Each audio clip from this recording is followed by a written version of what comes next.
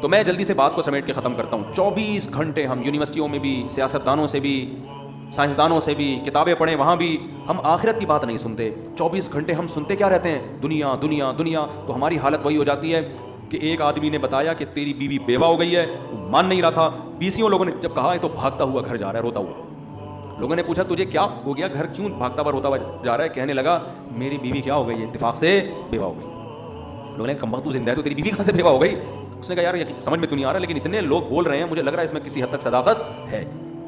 تو ہمیں پتہ ہے جب ہم عقل استعمال کرتے ہیں نا تو اتنے جنازے، اتنی قبریں دیکھ کے ہمیں بھی یقین ہو جاتا ہے یار تھوڑے دن میں ہمارا بھی انا للہ ہو جائے گا. پتہ نہیں کس طرح سے کوئی ٹرک کے نیچے آئے گا، کوئی کو ڈینگی ہو جائے گا، کسی کا یہ جگر خراب ہو گیا، کسی کو شوگر ہو گئی، بلڈ پریشر سے دماغ پھٹ گیا اس کا، اور کوئی سیلاب میں، اللہ معاف فرمائے جو سیلاب میں تباہی آئی ہے. تباہی تو کسی پہ بھی آ سکتی ہے، کوئی زلزلے آ سکتے ہیں، کچھ بھی ہو سکتا ہے بھائی. مسافر خانہ ہے، فری کرنے کی دنیا کو ضرورت نہیں ہے. لیکن ہوتا کیا ہے جب عقل سے سوچتے ہیں تو بات سمجھ میں آتی ہے، لیکن جب صبح دفتر جاتے ہیں وہ بھی پیسے کی بات کر رہا ہے، وہ باس کی غیبت کر رہا ہے، اس کو نئے آیا کل کا بندہ ہے اس کی تنخواہ دے. ہم سالے یہاں 10 سال سے گھاس کھا رہے ہیں، یہاں پہ ہماری تنخواہ دیکھ. تو بات کہاں سے شروع ہوئی؟ سیلری سے، تنخواہ سے. ادھر ڈاکٹر کے پاس گئے، ڈاکٹر نے بولا تم اپنی صحت تو دیکھو، تم شوگر ٹیسٹ کرواؤ، کولیسٹرول چیک کرواؤ، یہ کرواؤ وہ کرواؤ. تو باڈی کی ویلیو چینل جتنے دیکھ رہے ہیں ان میں بھی ساری یہی باتیں. تو آہستہ آہستہ کھوپڑی میں بیٹھ کے آ جاتی ہے، یہ بات بیٹھ جاتی ہے کہ ہماری بیوی بیوہ ہو گئی ہے. یعنی وہ دنیا جس کو عقل یہ کہتی ہے کہ یہ لفٹ کرانے والی چیز نہیں ہے. مسافر خانے کو بھلا کون لفٹ کراتا ہے یار؟ جہاں سے جنازہ اٹھنا ہے تھوڑے دنوں میں کون لفٹ کراتا ہے؟ لیکن ہم اس مسافر خانے کو اس لیے لفٹ کرانا شروع کرتے ہیں کہ سب لفٹ کرا رہے ہیں، تو ہمارے دماغ میں یہ بات بیٹھ جاتی ہے کہ یہ لفٹ کرانے کی چیز ہے. حالانکہ عقل کہتی ہے لفٹ کرانے کی چیز نہیں ہے. اتنے جنازے دیکھ لیے ہم نے. سمجھ میں آ رہی ہے بات کہ نہیں آ رہی ہے؟ اس لیے قرآن کہتا ہے کہ انسان سارا دن دنیا دنیا دنیا دنیا دنیا سنتے سنتے مر جاتا ہے، اور جب بدعمالیوں کی سزا ملے گی قیامت میں، اعمال نامہ ہوگا، تو وہ کہے گا یا لیتنی لم اوت کتابیا ولم ادری ما حسابیا. ہائے کاش یہ حساب و کتاب کا دن نہ آتا، کاش یہ دن نہ آتا، میں تو اس کو بھول گیا تھا. فَالْيَوْمَ نَنسَاهُمْ كَمَا نَسُوا لِقَاءَ يَوْمِهِمْ هَذَا. کیا عجیب الفاظ ہیں قرآن کے. اللہ کہتے ہیں الیوم، آج کے دن، الیوم آج کے دن، یعنی قیامت کے دن کو اللہ کہہ رہا ہے آج کے دن ہم ان کو ایسے بھول جائیں گے جیسے انہوں نے ہم سے ملاقات کو یہ بھول گئے تھے. یہ ہر وقت اسی میں، صحت میں، پیسے میں، دولت میں، خوشیوں کے پیچھے بھاگ رہے تھے نا دنیا میں، بھول گئے تھے آخرت کو. اللہ کہے گا آج میں ان کو بھول جاؤں گا، آج میں یاد اسی کو رکھوں گا جس نے اس دن کو یاد رکھا تھا. بڑی عجیب آیت ہے. فَالْيَوْمَ عربی میں ایک لفظ ہے یوم، یوم کا مطلب کوئی بھی دن. جب الف لام لگ جاتا ہے نا الیوم، اس کا مطلب کیا ہے؟ آج کے دن. تو اللہ قیامت کے منظر کو آج بیان کر کے کہتا ہے کہ میں اس دن کیا کہوں گا؟ اے لوگو آج کے دن میں تمہیں ایسے بھول جاؤں گا جیسے تم اس دن کو بھول گئے تھے. لقاء ملاقات کو کہتے ہیں، لقاء یومہم ھذا، یہ تمہارا دن تھا تم اس کو بھول گئے. تمہارا کیا مطلب؟ تم نے یہاں آنا ہی تھا، یہ تمہارا فیوچر تھا، اس کو تم بھول گئے. تو اس لیے میرے بھائی بار بار بار بار بار بار سوچا کرو کہاں گئے اتنے بڑے بڑے لوگ. آج کوئی جیتتا ہے نا، ہار جیت ہوتی ہے، جیتنے والا کتنا خوش ہوتا ہے. کسی ایکٹر کی فلم ہٹ ہو جائے، کسی ایکٹر کی فلم ہٹ ہو جائے، کسی کوئی کھلاڑی فائنل میچ جتوا دے، 8-10 چھکے مار دے، صحیح ہے نا، اور اس کی وجہ سے میچ، ہم نے تو جاوید میاں کا آخری چھکا یاد آتا ہے نا، شارجہ تھا اس نے آخری چھکا لگایا، وہ بھائی ہم بھی 2 فٹ کلابازیاں کھا رہے تھے. اس کے بعد بڑی عزت ہوئی جاوید میاں کی، اللہ عزت دے. اور لیکن جاوید میاں کی عزت ہوئی الحمدللہ، اللہ دے اور عزت. لیکن کیا ہے جب مر جائیں گے تو کیا ہوگا؟ اس سے بڑی بڑی عزت لوگوں کو اللہ نے دی ہے. 2 چیزیں سوچ لیا کریں، قارون سے زیادہ عزت ہم نہیں کما سکتے. اس کے پاس اتنا پیسہ، اتنا پروٹوکول تھا نا کہ جب وہ اپنے جاہو جلال کے ساتھ نکلا تو لوگ کیا کہتے تھے؟ یا لیتنا مثل ما اوتی قارون. یار اس آدمی کو، لوگ مجھے بتا رہے ہوتے ہیں مفتی صاحب اس لڑکے کی ایج دیکھو اور اس کے پاس پیسہ دیکھو، اس ایج میں خدا نے اس کو اتنا نوازا ہے. ایسا لوگ مجھے بتا رہے ہوتے ہیں. ایسی ایج ہے، 24 سال کا لڑکا کروڑوں میں کھیل رہا ہے، بزنس شروع کیا نا 4 سال بعد کروڑوں روپے کا مالک بن گیا. تو میں ان سے کہتا ہوں بھائی اگر دین ہے سبحان اللہ، نہیں ہے تو 2 ٹکے کی کوئی ویلیو نہیں ہے. اس کی کوئی ویلیو، کوئی ہے ویلیو؟ میں نے کہا اتنے بڑے بڑے قارون سے زیادہ تھوڑی. قارون کا تو قرآن کہہ رہا ہے کہ اس کے خزانوں کی چابیاں جانور لاد کے چلا کرتے تھے، اس سے زیادہ تھوڑی ہے. کیا ہے؟ کوئی رال ٹپکانے کی ضرورت نہیں ہے. تو قارون کے ساتھ یہی تھا، لوگ کہتے تھے یار اس ایج میں اس کی عزت دیکھو. تو جو عقل مند لوگ تھے نا، اہل علم، انہوں نے کیا کہا؟ قرآن کہتا ہے انہوں نے کہا ویلکم، تم تباہ ہو جاؤ، تم اس قارون کی اس دنیا کے چند ٹکوں پہ رالیں ٹپکا رہے ہو. ثواب اللہ خیر لمن آمن وعمل صالحا، جو ایمان لائے اور نیک عمل کرے، اللہ جو بدلہ دے گا نا اس سے کئی گنا زیادہ ہوگا وہ. اچھا ایک بات بتاؤں، اللہ تو کہتے ہیں نا میں جو بدلہ دوں گا بہت زیادہ ہوگا، وہ ہم تو ہمارے تصور میں آتا نہیں ہے کہ کیسا ہوگا. کبھی کبھار نا یوٹیوب پہ جو دنیا میں خوبصورت ترین پلیسز ہیں نا ان کو دیکھا کریں. اصل میں ہماری کھوپڑی ہے محدود. ہماری کھوپڑی کیا ہے؟ ایک حد تک سوچتی ہے, اس سے آگے جاتی نہیں ہے. ہم سوچتے ہیں جنت میں کیا ہوگا, اللہ کہہ رہے آبشاریں ہوں گی, یہ ہوگا وہ ہوگا. بھائی اس سے زیادہ کیا ہوگا؟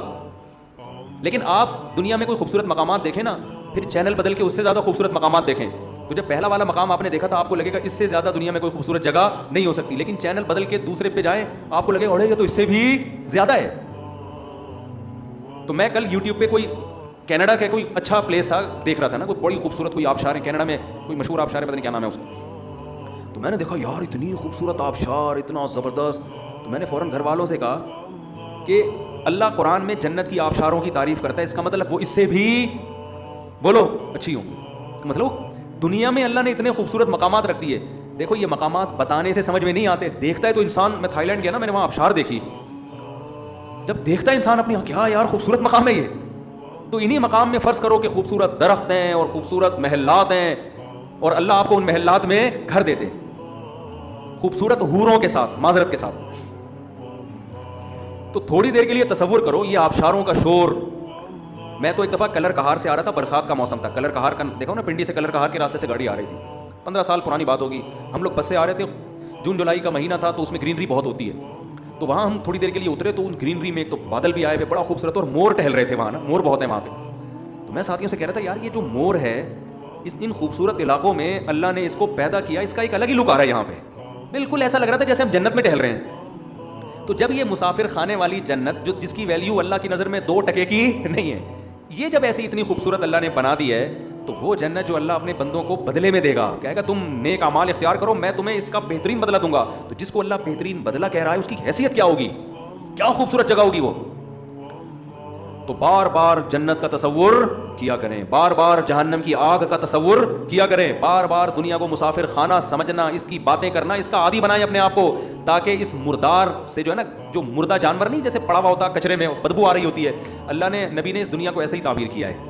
ہمارے نبی صلی اللہ علیہ وسلم کچرے کے ڈھیر کے قریب سے جب گزرے تو ایک مردہ بکری کا مردہ بچہ پڑا ہوا تھا, مردہ بچہ, اس میں سے بدبو آ رہی تھی. آپ نے فرمایا تم میں سے کون ہے جو اس کو اتنے پیسوں میں خریدے گا؟ صحابہ نے کہا یا رسول اللہ ہم تو, آپ سمجھا, یعنی آپ یہ بھی تو کہہ سکتے تھے نا کہ اللہ کی نظر میں دنیا کی ویلیو اس بکری کے بچے کی طرح بھی نہیں ہے, پہلے ہی بتا سکتے تھے نا. لیکن کیا ایک ورک شاپ کروائی جا رہی ہے, ورک شاپ. جیسے ہمارے حضرت اپنے میزبان کو سعودی عرب میں پہلے ہی بتا دیتے, پہلے دن ہی. انہوں نے پوچھا کہ آپ کہاں ہیں, پہلے دن کہتے تھے کہ میں ہوں تو اپنے گھر میں, لیکن میں اس کو مسافر خانہ سمجھتا ہوں. تو بات بنتی نہیں, ٹھیک ہے نا. 1 مہینے تک ان کو یہی کہتے رہے, یہ ورک شاپ کروا رہے تھے ان کو, ان کے دماغ میں یہ سافٹ ویئر انسٹال کر رہے تھے. اور پھر ہمیں بھی سمجھ میں آ گیا حضرت کے اس طرز عمل سے. تو حقیقت میں اسی طرح موٹیویشن ملتی ہے. تو ہمارے نبی بھی نا مثالیں دے کے, نبی پہلے بتا دیتے کہ یہ بکری کے بچے کی حیثیت جو تمہاری نظر میں اس کی ویلیو ہے نا, اللہ کی نظر میں دنیا کی حیثیت اس سے بھی کم ہے. آپ شروع سے ہی بات یہاں شروع کرتے ہیں, لیکن نہ یہ حکیمانہ طرز نہیں ہے. آپ نے پہلے کیا فرمایا, تم میں کون ہے جو اس بکری کے سڑے ہوئے بچے کو اتنے پیسوں میں خریدے گا؟ صحابہ نے کہا یا رسول اللہ اس کو تو کوئی مفت میں بھی نہیں لے کے جائے گا, یہ کون لے گا؟ تو آپ نے فرمایا اللہ کی نظر میں دنیا کی ویلیو اس بکری کے بچے سے بھی کم ہے, مردار ہے, فنا ہونے والی ہے. تو یہ چیز بار بار میرے بھائی بولو سوچا کریں, تاکہ محبت ختم ہو, اس سے آپ کی ڈپریشن ختم ہو جائے گی, ٹینشن ختم ہو جائے گی, لائف کو انجوائے کرنے لگو گے. یہ جس کے دل سے دنیا کی محبت نکلتی ہے, سب سے پہلا انعام اللہ کی طرف سے اسے پتہ ہے کیا ملتا ہے؟ سکون, خوشیاں, راحتیں. اور جس کے دل میں دنیا کی محبت ہو وہ کروڑہا موٹیویشنل اسپیکر کو سنتا رہے, وہ بھی پھینکتے رہیں گے اور یہ لپیٹتا رہے گا بیٹھ کے, صحیح ہے نا؟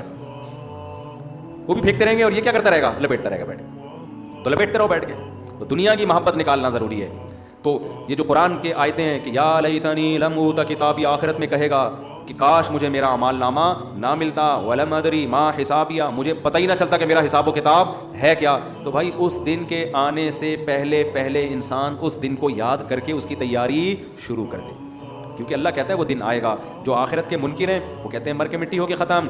قرآن آخرت کا منکر نہیں ہے, قرآن کہہ رہا ہے کہ مدعی ہے, دعویٰ کر رہا ہے کہ یہ ہوگا. جب ہوگا تو پھر قرآن کہہ رہا ہے پھر حساب ہوگا. تو لا یغادر صغیرۃ ولا کبیرۃ, پھر چھوٹی موٹی بڑی چیزیں نہیں, زندگی کا ایک پہلو بھی ریکارڈ ہو رہا ہے تمہارا. کوئی ایک چیز ایسی نہیں ہے, ما یلفظ من قول, زبان سے ایسا کبھی ہوا نہیں کہ کوئی تمہارے منہ سے کوئی جملہ نکلا ہو اور اسے محفوظ نہ کیا گیا ہو. اتنا زبردست انتظام ہو رہا ہے ہمارے ایک عمل اور ہماری ایک بات کو محفوظ کرنے کا. تو اللہ تعالی ہمیں اس دن سے پہلے اس دن کی تیاری کی توفیق نصیب فرمائے.